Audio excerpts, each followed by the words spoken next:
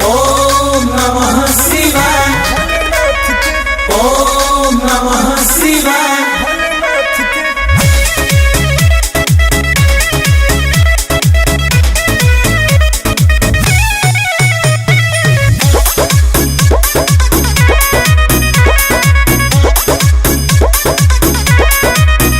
अरे जवन बाबू बजोहिर के जात के रही, अरे जवन बाबू बजोहिर के जात के रही, ओकरे पदुनो हाथ भोलेनाथ के रही। ओकरे पदुनो हाथ भोलेनाथ के रही।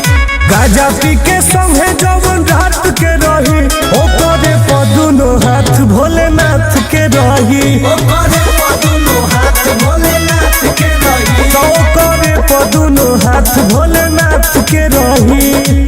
जय हो बाबा। कालिका स्टूडियो आरा।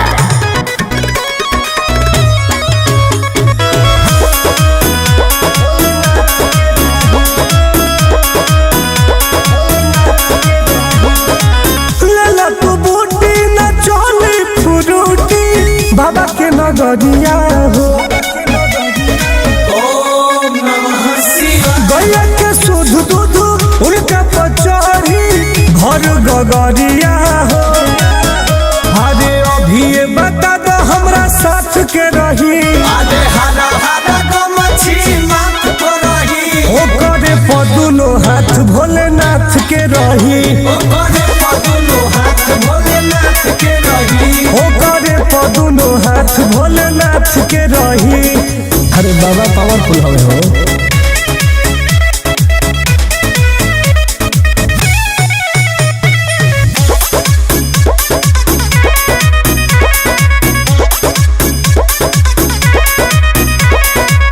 रखी है ख्याल महाकाल भाई सबके, कृपा जरूर होई रे।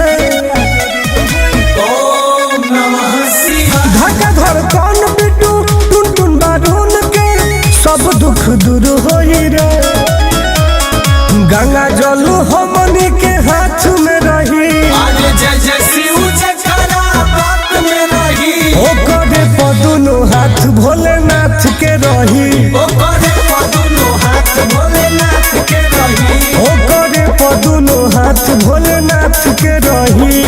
हर हर महादेव।